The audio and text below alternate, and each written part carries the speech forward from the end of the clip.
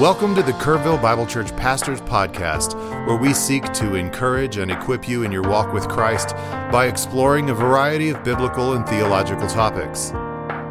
Stay tuned to the end of the episode to learn how you can submit a question for us to answer on the podcast.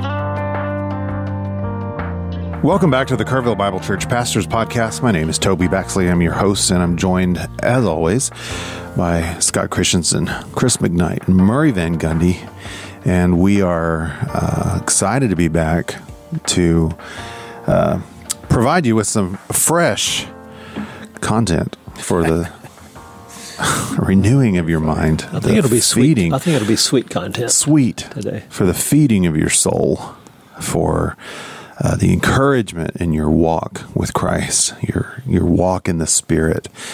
And before we do, brothers, you got your taxes done? Did you get your taxes done? Did you file an extension? For my company. File an extension. My LLC. Yeah. Murray Incorporated. Murray Incorporated. I think this might have been my latest that I've ever procrastinated on getting my taxes done. I did it. I finished it at like midnight Sunday night. Wow. Yeah. Ooh, right up to the edge. Right up to the edge. Well, I mean, yeah, I had all day Monday, but once I get started, I don't want to. February 1st, after you got all your stuff on January 31st. No, I wasn't that fast, but it was, I feel like it's 6 weeks ago, something like that. Yeah. You do your own? TurboTax? No, I used H&R Block. Okay. I've been using them for about 10 years now. Online?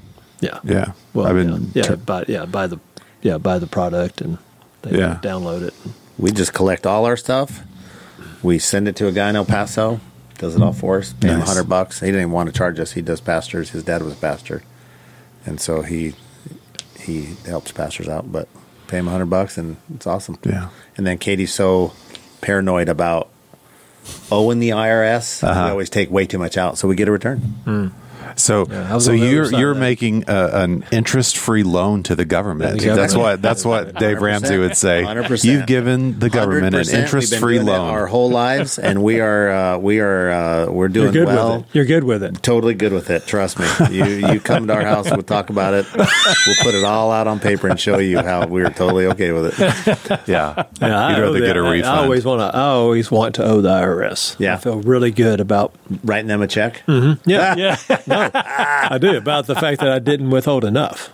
Yeah. This year it kind of bit me a little bit. You got some back? No. Oh. I didn't withhold enough. Oh, you didn't withhold enough. A little slap on the hand. Interest and penalties. Well, they don't pay interest when they owe you. Little penalty action. But But then you set it up, when you set up your payment, if you guys ever have to make a payment, you just set it up. I mean, my payment went out Monday. Right? I filed my tax return. You waited as late as 6 possible weeks to ago. send them. The date they get the money was April 15th. Yeah. TurboTax. I've been using for 10, 11 years. So you know the system. You know how it works. So I overpay. I would probably overpay to do my own taxes because they were part of a class action suit, I think, not too long ago that they were upcharging for stuff that they weren't supposed to. But Scott, you use a service, right? We use Shepherd's something stewardship services out in California, and they specialize in pastor stuff. I thought about that and then I forgot about it. And then they just take donations, so we give them a little donation. Send them $25. $18.25. It's a little more there. A few bucks more than that. All right. Well, good. Chris has our topic today, and it's a deep dive, I guess. I don't really know anything about it, but it's a deep dive into one verse of Scripture. It's Ephesians 5:18. So I'm excited to hear this.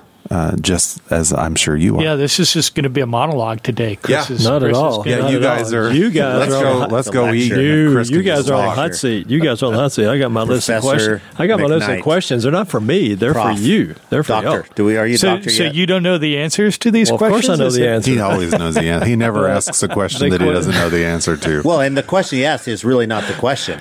That's what I learned in my interview process. Wait a minute. Oh, boy. He's asking a question that really There's a question underneath that he wants me to answer. Right. I got to figure that one out. The only way to get a job is to game the system. So you passed. I did? I got the Yeah, you're here. You're still sweet. here. Yeah. But isn't he still on?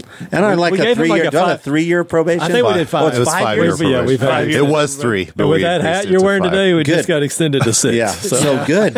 I'm glad I'm on probation because I still get I still get to make a lot of choices, a lot of requests. Yeah, You get to still use "I'm the new guy" card. all yeah. the I still time. get to use Yeah. I'm the new guy. Did I use that yesterday? I think I used you it did. yesterday. I think you did. Yeah. Murray's wearing the devil's wear. Yeah, that's today. right. I got devil's hat on. Yeah, but all right. Ephesians 5:18 says, "And do not get drunk with wine, for that is dissipation, but be filled with the Spirit."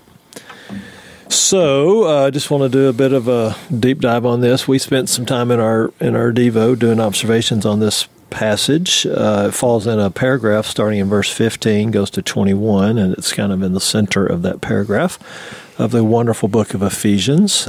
Paul wrote from prison, wrote to Christians, of course, and we all know at the table, we all know Ephesians very well. We did it as a men's study a few years ago. We all taught through it. We all, I trust, love this book, and so this is one of the great verses within Ephesians. I was telling the guys during our time of observation, this was a text that our hermeneutics professor used in seminary for the practice of learning how to observe Scripture. What does it say?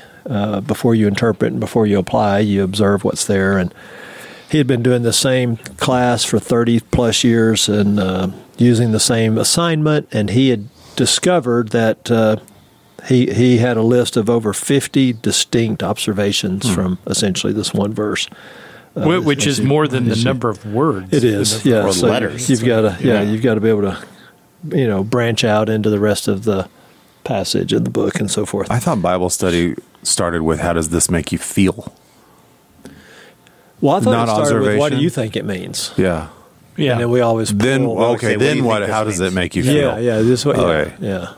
No, it Man. doesn't. It starts with observation. Careful So, observation. guys, along those lines, my first question for y'all, and please hear the word brief in this question. What are your first brief impressions, thoughts, or observations of this verse? So you can share what we've already shared in our Devo, but just along the lines of observing the passage, what's a observation or impression? Well, there are two commands in this verse. One is a negative command, do not get drunk with wine, and that is contrasted with a positive command where Paul says, but be filled with the Spirit. All right. Starts with and. So it's adding on another thought to what's already been stated. And once we expand out, we can see what those thoughts are, and they follow generally the same pattern. Elaborate on that. A negative, and be careful how you walk, not as unwise, but as wise. And then do not be foolish, but do something else. Understand what the will of the Lord is. And then this follows that same pattern. Do not, and then, but do be filled with the Spirit. Yeah, yep. Good. Murray, what's one of your impressions? I was thinking about the word wine and the word spirit and the contrast of that. And it's interesting. You many liquor stores have on their sign, and it's called spirits, beer, wine, and spirits. Yeah. Interesting, right? It's not beer, wine, and the Spirit, though. No. And so the wine, what wine does to you, how it controls you, and then in contrast to the Spirit, and how the Spirit should control us as believers. And along those same lines, the Spirit is often symbolized in the Old Testament, especially as a liquid, as an oil. The anointing of kings was done by oil to demonstrate the anointing of God, to empower that king for ministry. And even the word Messiah means anointed one. And we know Jesus was the one who had the Spirit without measure.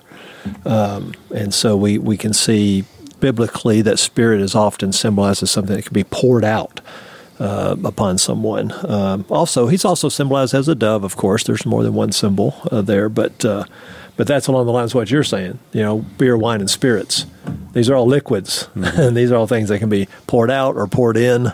And so you can pour in wine or you can pour in the Spirit. essentially, might be what this passage is indicating. So, intake. Yes. All right. Well, I got several questions, and so we just keep it moving. Don't go too long with this podcast. Let's transition right into some real life application sort of stuff for you pastors. How widespread do you think is the sin of drunkenness among Christians? Because Paul's writing to Christians, and he's telling them not to get drunk, which means he needed to tell them that.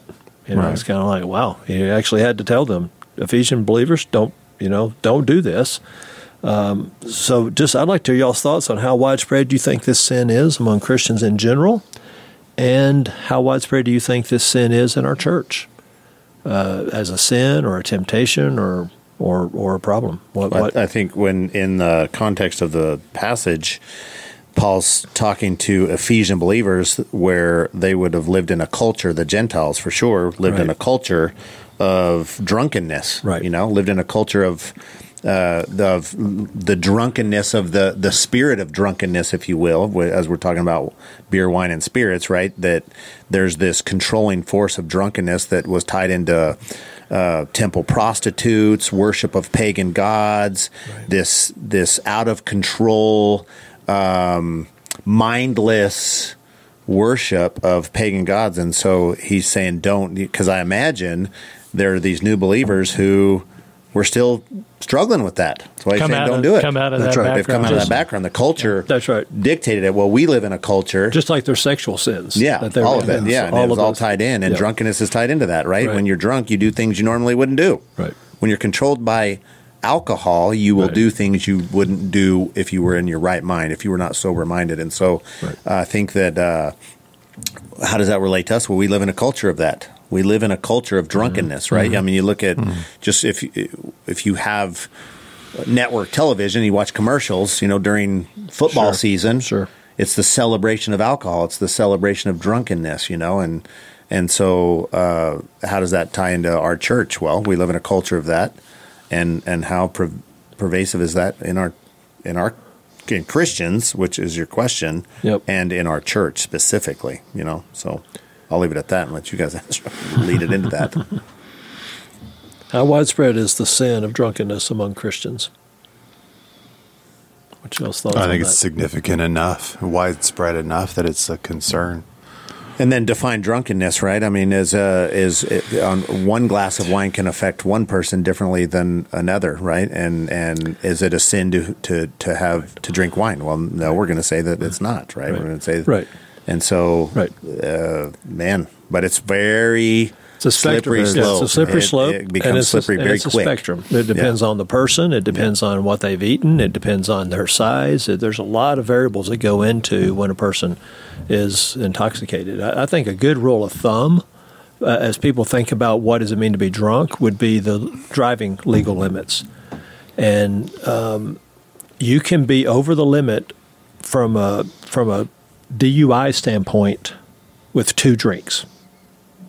I mean, if they're close together and the timing and all of that, and again, and it depends on how much you weigh, how big you are. Depends on your body size. If you've had a meal, if you're drinking water, I mean, there's a lot of variables go into this, but it does not take much at all to become to violate. I think it's 0.08. Yeah, right. And so that's the legal limit. And so I think it's a good rule, just a starting point to start thinking about. Okay, what does this mean to be intoxicated? What does this mean to be over the line? Certainly, that's a good starting point, because that brings all kinds of grief and problems to your life. If you had 3, you drove, you got pulled over, and your blood alcohol was 0.09, you got a lot of issues that you didn't want to have to happen. So I think there's a good starting point. I would say I think we would also be safe for the majority of people. 1 12-ounce beer, 1 glass of wine is not going to take the majority of adults over that limit, right? I mean, I think that's a safe assumption. It's always after that first one, and then again all the timing with it. So It is a spectrum, but the word here, is drunkenness. I think the idea would be to be intoxicated, to be controlled by, to have a buzz, to be mentally, physically affected. Mm-hmm. Yeah. Right? Yeah. And that's the point that's of a it, spectrum. right? I mean, that's the point of it. It's to be loose and, Sure. I always said back, I've thankfully come to the conclusion that I can't drink at all because I'm allergic in some form or fashion to beer and wine. Wine makes me itch all over, and beer makes me, like, my sinuses swell up, and I can't breathe through my nose, and that's an important thing to me. And so, Have you tried Scotch? I'm just kidding. I have not yet, but I've heard great things about it. Things. No, I don't. That all smells like rubbing alcohol to me, and I don't prefer to drink that either. But this is a very touchy subject. Yeah. Even as we're talking about it within the church, right? I mean, it really is. Right. And because there's going to be people on one side of the fence that are teetotalers that are like, it is a sin. You cannot do it, And then there's going to be those that, man, where's our freedom in Christ? Mm-hmm. Where, you can find, I think it's in Psalms or Proverbs of kind of the I don't want to say, but the blessing, if you will, of having a glass of wine, the fruit of it or whatever. And then you get in, MacArthur was saying, well, that's really not the same content as it is now. Wine was different back then. You get in all that. But nonetheless, just the freedom versus the legalism, right? And those two contrasts. Right. And that's why, let's observe the verse. That's why it says get drunk. It doesn't say drink. Yeah. He doesn't say do not drink wine. He says do not get drunk with wine. Yeah, right. And then defining drunk is and defining drunk and all those things. Yep. So back to the question: is it a widespread problem among Christians in general? Is it a widespread problem, or is it a problem in our church? Yeah, I think it's a hard. I think it's a little hard, and I haven't. It's not a subject that I've done recent study on, so I don't know if there's any sort of statistical kind of information out there. But I think it's a bigger problem than probably most Christians realize. Okay. I don't know if it's as widespread as other problems that I think inflict Christians in the church, but I do think it is a problem. Yeah. And, it's probably not as widespread as materialism. It's probably not as widespread as pornography, sexual sins, but it's probably worse than we realize. Yes. Well, I think people 100% affirm that. Yeah, and I think people overestimate how much control they have over it. Right. It's like I can quit whenever I want. I don't get drunk. Well, maybe you don't think you get drunk, but maybe you are. Yeah. I think you have a lot of that where you have people who like you're saying, Chris, I can have 2 or 3 drinks and I'm fine. I'm fine. And I can drive home and I'm cognizant and well aware of my senses and so there's probably a lot of that. Right. Yeah. Or the other side of this would be, okay, let's say I have to have a glass of wine every night to calm down, to relax, to go to bed. I never drink 2. I abstain, by the way, so this is all hypothetical, but I would see that as a problem. I personally would say if you got to have a beer or a glass of wine every day, or 5 days a week, or 6 days a week, or at the end of every work day, or with every meal. I don't know. I don't know. Maybe that's legalistic. Maybe to say to have a glass of wine with every meal is legalistic, but just for me personally, my personal conviction would be that seems like it's becoming something, a vice or a crutch or something. Yeah. And I've got to have a bowl of ice cream every night in the same category. I've got to have 6 chocolate chip cookies every day. I put that in the same category. I would start to say, wait a minute, this might be getting control of me a little bit more than it should. I don't know. I'm just throwing that out there, but.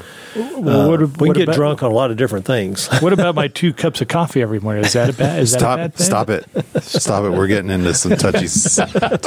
Caffeine. You can. And that's fair, though. Caffeine can be your podcast topic. Because caffeine, that is fair, though, right? And I think the person who does have 4 to 7 glasses of wine a week, right, at the end of a work day, and it's kind of like right? And it does have that kind of effect on you or whatever. And so it's fair to say, well, what about you? You have to have your 2 cups of coffee. You know what I mean? I think that's a fair talk. That if we're not going a legalistic viewpoint, which we are not. We're not standing there.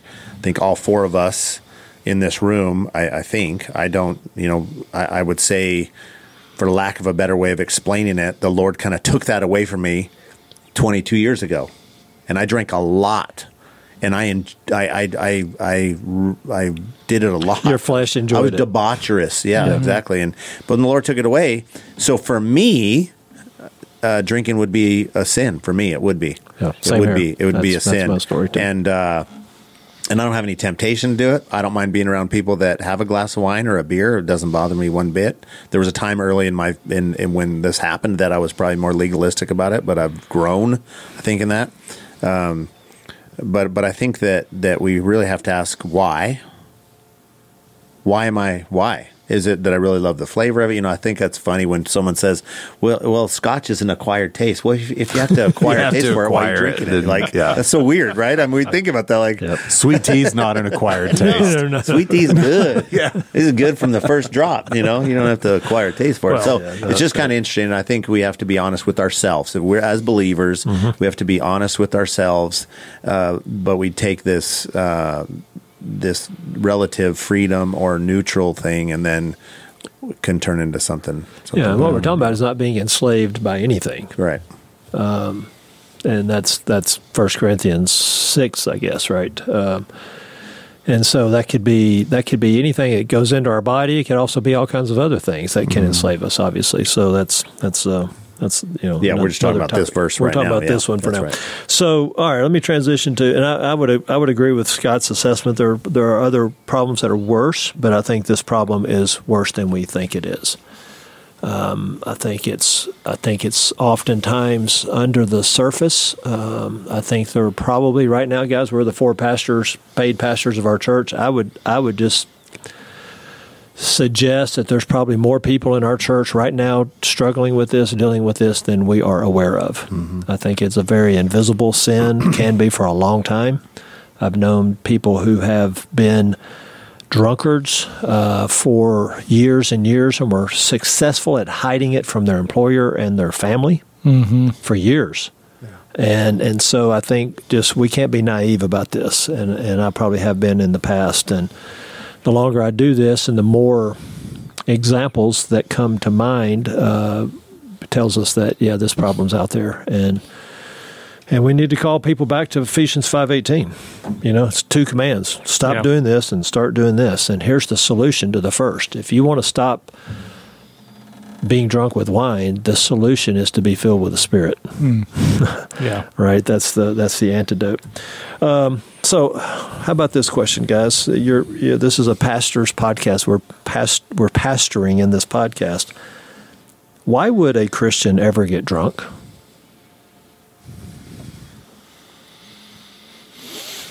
What's your pastoral analysis of why a Christian, because that's who he's writing, why would a Christian ever do this? Well, if you want to go back to my sermon from April 7th, it's because we forget who we are. We're forgetful. We've misallocated our union with Christ, the reward that we have in Him. We've got our mind on earthly things. I need to get drunk because my life is hard. Well, your life is hard. Life under the sun is hard. Life on this side of Genesis 3 is hard. But if we focus our lives, our attention on earthly things, where Paul says not to look, but to look above, life is hard and we need an escape from it.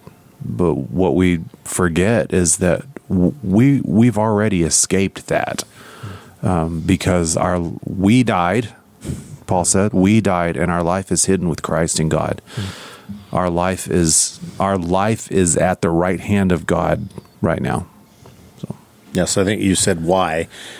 is thinking the exact same word you just said, Toby, was it's an escape. It is an unbelief. It's a lack of trust at the core. I don't really trust the Lord's enough. And maybe in a very practical sense, it's like I've been doing so well in whatever struggle it is, whatever sin that is, you're doing so well. It's like, I need a break, right? Come on. Yeah. Cut me some slack here. I need a break. It's a lack of self-control. It's a lack of being filled with the Spirit, which is self-control. It's a lack of I have to let something else control me, but I think at the core of it is really a lack of trust in the Lord, that the Lord's enough. And then it leads into this lack of self-control, which means I thought I was just going to have one glass of wine, but now I've had several. One bottle.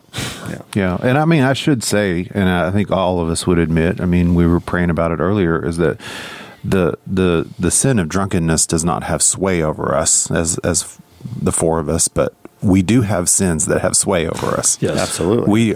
I do have escapes. It's just it's not alcohol. Right. Yeah. Anything to add to why would a Christian ever get drunk? Yeah, I think there's a variety of reasons, and you guys have touched on some of them, but I think some people get caught up in worldly acceptance, and okay. I think there's some. I've been around circles of Christians that let's do party light, right? Right. Let's hang out and have barbecue together, watch some sports games or whatever, and have a few beers and just have some fun. We're not going to go crazy, but so there's a kind of worldliness that I think creeps into a lot of Christians' lives. Peer pressure, fitting in. Peer pressure, fitting in. Same reasons teenagers get drunk, right? I want to be accepted, want to fit in. Right. You go to the office party and everyone else is drinking and, I don't want to look stupid. And so, I jump in and so again, it's it like, goes hey, back you want to a beer? Oh, no, but I don't want to say no, Yeah. So you have that. I think people have serious drunkenness problems sometimes can result from issues in their lives that they have a hard time dealing with. Yeah. And they turn to alcohol as a kind of, like a drug to numbing soothe, agent. Yeah. A numbing agent, whatever. And they so have unresolved deep life issues. Yes. Which is real. Right? Very real. And could be grief, could be injury, could be loss, could be anger at God. It could have a whole host of things. I think that is a huge issue, and people cannot see that their only hope is turning to Christ, being filled with the Spirit, pursuing a life of holiness and whatnot. That there's something, and you were talking about this earlier, Toby, there's something better. There's something that's better and sweeter and more fulfilling and more satisfying. And for the Christian, that's what makes this. I think for the Christian, in light of this verse, drunkenness is kind of like a double sin. There's the sin itself of the drunkenness, but it's you've turned away from me. What God root. says. Yeah. It's you've turned to broken cisterns that can hold no water, and you've replaced what God's supposed to. The contrast in this verse is wine with Spirit. You've replaced the Holy Spirit with alcohol, right? And so for the believer, it's this turning away from the answer to pursue something that can't be the answer, and it kind of doubles the impact of the sin. Well, and if you just take those two things that you're saying, so take drunk with wine, intoxicated with wine. And what that anybody who has ever been drunk knows. There's not one person who can come in this room and argue with me as to what happens to you when you get intoxicated and you are controlled by the alcohol. We know, right? And so where that takes you and where that leads you and how that actually often, if not inevitably, leads to more sin. The drunkenness of the alcohol leads to more sin, and you do things you wouldn't do. You say things you wouldn't say. Right. You look at things you wouldn't look at. Even to the point of crimes. How many crimes? How many violent crimes are tied to somebody alcohol? who's been intoxicated? Absolutely, Yeah. absolutely. Right. And even to get intoxicated to do it, right? I've got to get wasted here so that I can perform this. Yeah. So we know that. And now take the contrast of being filled with the Spirit. The more you are filled with the Spirit, and the more you're walking in the Spirit, man, look at what you're doing in the kingdom of God, and in the life of your church and your family, because we've experienced that. And we know when we are submissive to the Spirit, and where we are walking in the Spirit, not gratifying the desire of the flesh, we've seen the fruit of that, right? Literally the fruit of the Spirit, the fruit of our witness, and how much that brings, and how that's, when you're walking in the Spirit, it leads to more walking in the Spirit, right? It leads to more fruitfulness, leads to, so it goes that direction. And then the contrast is being drunk with wine goes to this direction. And just look at the two contrasts. Right? And so, wow. Right. One of them is dissipation, which means debauchery, reckless living, wasteful living. What was that other word? What was the Greek? You mentioned something about the Greek word for dissipation or debauchery. Yeah, it's a negative of salvation. Asotos or something. Asotia. Asotia. Anti-salvation. Unsavedness. Unsavedness. Wastefulness. Something's not saved, it's wasted, it's lost. And so it's the idea of your life is just dissipated. It's just debauchery. It's just which is interesting. Time and money, all wasted. Health wasted, time, money. Yeah. Which is interesting, because we always refer to people who are drunk as, they're wasted. Yeah, that's right. Yeah, and interesting. Exactly. Wasted, like waste, right? And so, and then Paul, when he talks about it in Galatians 5, those who do, now he gives a long list, but drunkenness is one of them, will not, and those who practice this, as John says in 1 John, will not inherit the kingdom of God. Right? Mm-hmm. And so that's the seriousness of it. That's right. And so, all right, so let's transition to the positive side of this for a few moments before we're done. Do not get drunk with wine. There's the prohibition. Drunkenness is outlawed for all believers. It's a sin. Don't do it. Why? Because it's dissipation. It's a way to live recklessly. It's a way to live uncarefully. Mm-hmm. You're going to do and say things that you wouldn't otherwise, and that those things are normally sin. In contrast, be filled with the Spirit. Instead of being controlled by the wine, be controlled by the Spirit. Instead of being filled up with wine so that you can't walk straight, be filled up with the Spirit so you can walk straight. Mm-hmm. So you're under control, right? Your words, your thoughts, your behavior, all under control. These are two parallel, in the Greek, these are present, passive imperatives. Present tense means continuous action. Imperative means a command, but it's passive voice, which means it's something that happens to us. Do not get drunk with wine, but be filled by the Spirit. He doesn't say fill yourself with the Spirit. He says be filled. Okay? So I basically did this podcast because I want some help on this. How do we obey this positive command? And can we? I mean, how is it that it's an imperative but it's passive? Can I just snap my fingers and be filled with the Spirit? Can I just call it down at will? Because I want this all the time. I pray this every regular basis. I pray it every Sunday morning before preaching, God, fill me with the Spirit, but I sometimes... But how? Yeah, I think it's a concern for every Christian. How do we obey this? Yeah, exactly. How do we... If it's a command, something we're to do, yet it's passive, that it's done to us. The first part of this is easy. It's easy to not get drunk with wine, for me at least. That part's easy. Don't do it, But this second part, I'm like, help me. I think there's to me, I've always seen this as there's a sense in which we yield to the Spirit. And I think that conveys the kind of passive nature of this command. Okay. That by yielding to the Spirit, we're allowing the Spirit who is already present within our lives to make himself, more known through, I think, the normal means of grace, in the Christian life. How are you going to be filled in the Spirit? well, if you are pursuing the normal means of grace, whereby you are going to grow as a Christian, right?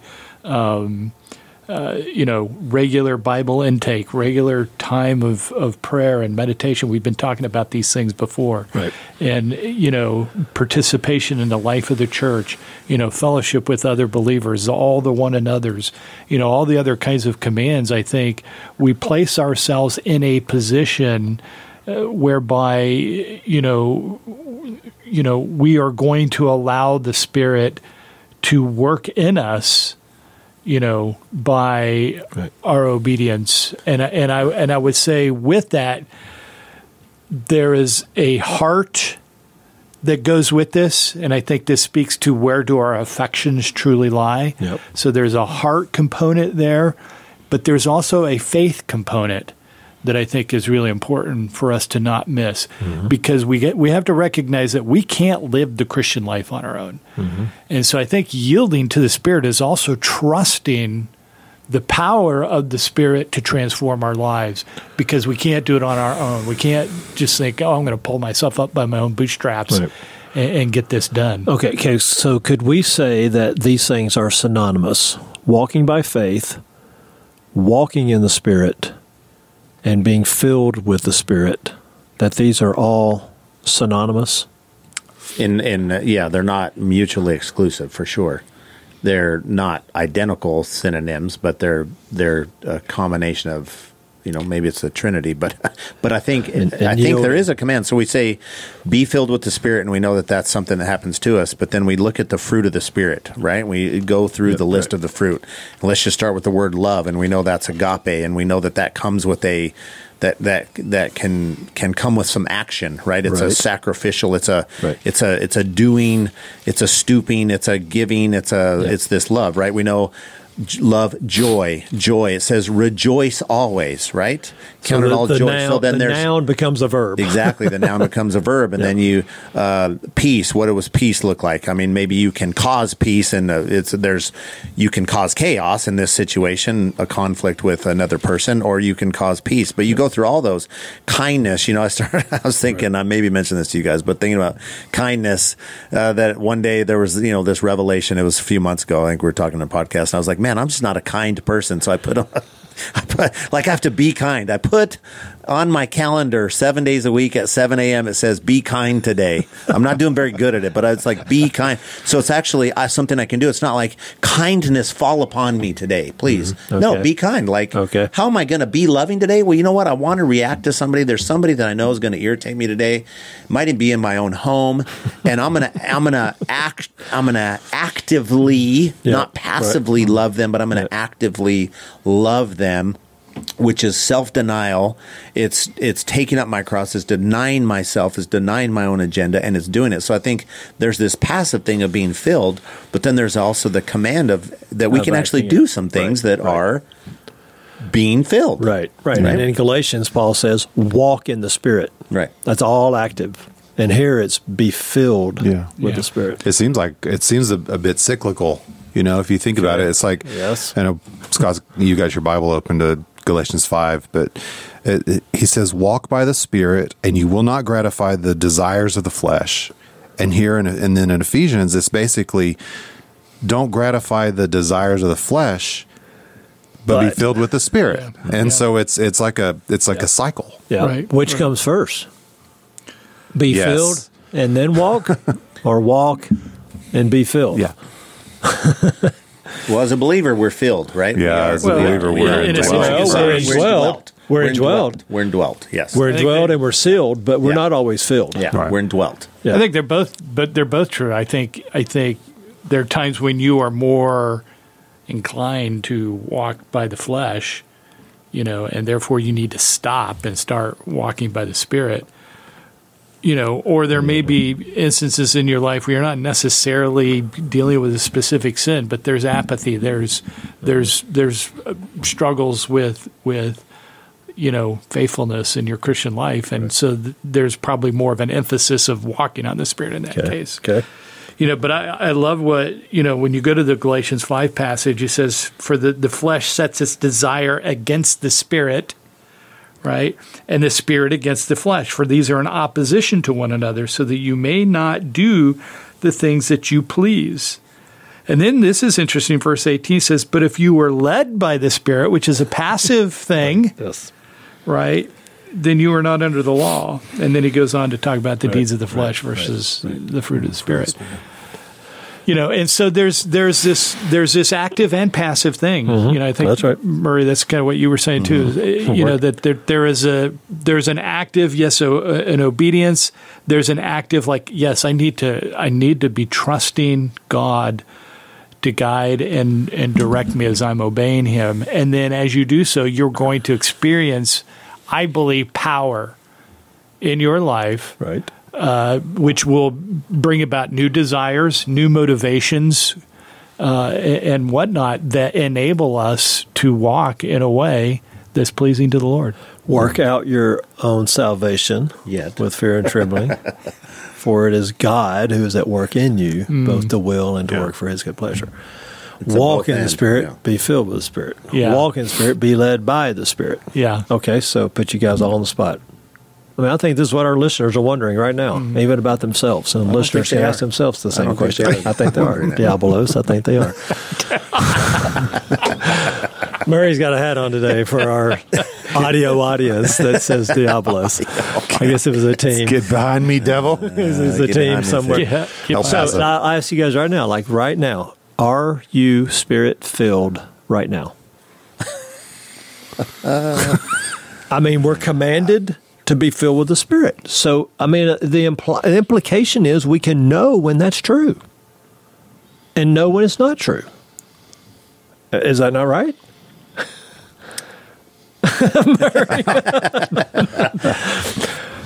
I mean, so that can sound, I guess it wouldn't be filled with the Spirit if it was prideful. So it wouldn't be, but it could sound like you're boasting or prideful, I think that when you are conscious that you are living in a way that is pleasing to the Lord and that you are experiencing, joy and peace, and when you're experiencing the fruit of the Spirit, Yielded. Yeah. all of these things that are indications of the fruit of the Spirit, when you're acting patiently toward, people who get on your nerves, things like that. I think those can be clear indications that you're walking the Spirit. Self-control. When you find yourself being irritated and then move toward anger and Or fear or depression or... Yeah. Right. But Then- exhibiting self-control, right? There's a Yeah. temptation to sin and you don't. We know, right? There's a self-control aspect to being filled with the Spirit, Yeah. that we're exhibiting self-control in a situation. I mean, on this side of heaven, though, there's always going to be aspects of our lives that are unyielded. Yeah. Okay, so that maybe the answer is Yes and no. yes to, but not completely. Right. Are you filled with the Spirit? About 75%. Yeah. Well, I think 75, man, that's high. That's pretty good. I mean, killing it. right now in this You're killing moment. it. I You mean, got a right C now- plus. I mean, right now in this moment. I mean, it's a podcast. Yeah, we've been yeah. in the Word. Yeah, that's true. We've had our devotional fellowship. time. We've prayed. We've been praying. We've prayed, We've yes. been exercising the means of grace. Maybe I'm at 75 or 80% right now. I don't But know. if you look at Galatians, I mean, Paul's very black and white there. He says, "Here are the deeds of the flesh: Yep. Yeah. immorality, impurity, sensuality, idolatry, sorcery, enmity, strife, jealousy, outbursts of anger, disputes, dissensions, factions, envy, and drunkenness, carousing, and things like these." Right? Attitudes, sinful attitudes and dispositions and actions and words and so forth. And then, and then he contrasts that with the fruit of the Spirit. So if your life is marked by love, joy, peace, patience, kindness towards others, goodness, faithfulness, gentleness, self-control, then those are indications that you're being filled by the Spirit, I believe. My number's going down by the minute. Oh. Well, let's go And back it depends on who you ask, right? If you ask my wife and my kids, I mean, That's right. Maybe I'm a 45%, but here at church, man, I'm 92%. I wouldn't rate you that high at church. You Murray. okay, I'll take my hat off. Now, did it just go up?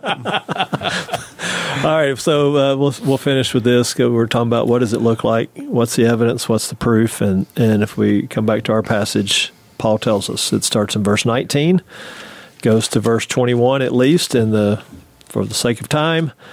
Here's what being filled with the Spirit looks like. I'd like to do a future podcast on this, by the way, because I've got tons of questions about this as well. But here's what it looks like. Speaking to one another in psalms, hymns, and spiritual songs. Interesting. I don't feel like we do that a whole lot. Next, singing and making melody. Doesn't say with your mouth. It says with your heart to the Lord. Okay. So that's how I sing every Sunday. I'm singing and making melody with my heart, not my voice. My voice is speaking to one another. In Psalms, there's 150 of those. Hymns, spiritual songs. Okay, that's a whole other podcast. There's one, there's two, there's three. Verse 20, always giving thanks for all things in the name of our Lord Jesus Christ, even the Father. So if I'm thankful, there's evidence. Mm-hmm. Yeah, being filled with the Spirit. I'm filled with the Spirit. It's a different list than Galatians list, right? And then finally, I'm subject to one another in the fear of Christ. There's a mutual submission within the body of Christ, a mutual humility, a mutual of you're allowed to speak into my life, you're allowed to confront me, you're allowed to call me out, I'm allowed to call you out.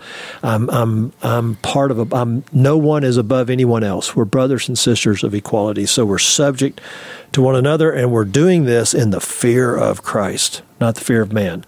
So I want to be submissive to you guys, not because I want your approval, because I'm living to please you, because I fear the Lord. Yeah. And because I fear the Lord, I'm inviting my brothers and sisters to say, hey, if there's sin in your life, if you see something that's outside of walking in the Spirit, bring it to my attention, right? Shouldn't that be the attitude of every believer? Yeah, because you fear the Lord, and then the ESV says reverence for Christ. Just you hold Christ in such high regard. There's this reverence, right? There's this, it is fear, and then like reverence puts, I don't want to say it softens it, it puts it in a little different light, but I think that's why I am submitting to you and asking you to speak into my life, and I give you the right to speak into my life as a fellow brother in Christ or sister in Christ. I'm saying that because, Murray, you said that recently in a meeting that we were in together, and I thought it was wonderful and great, and it was a great reminder of even when we're counseling, even when we're doing shepherding and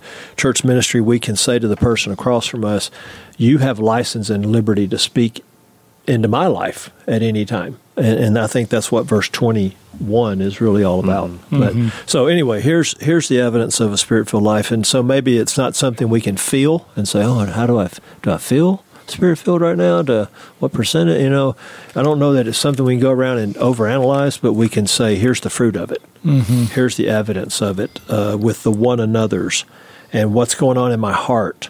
And am I thankful, which means I'm humble. And am I submissive to one another? Yeah. So those are some and what we didn't get into indicators, which would be a whole nother podcast, is the charismatic viewpoint of that. Exactly. That does tie into experience and feeling, and I think we've all experienced in our time as Christians where we were in a setting that we would have walked out of and been like, man, I really, we might even say I felt the Spirit really move, or I really. I feel filled with the Spirit from that experience that I just had. Mm-hmm. And it's not to say that there isn't could have been some valid. Exactly some validity to that, but I think then you spin that out of control, and it becomes this. I need this feeling to know if I'm filled, and this feeling is actually I have this feeling, so I'm filled with the Spirit, right? Mm-hmm. And that's dangerous, right? Yep. All right. Chris is done, but he's going to pray for us to close.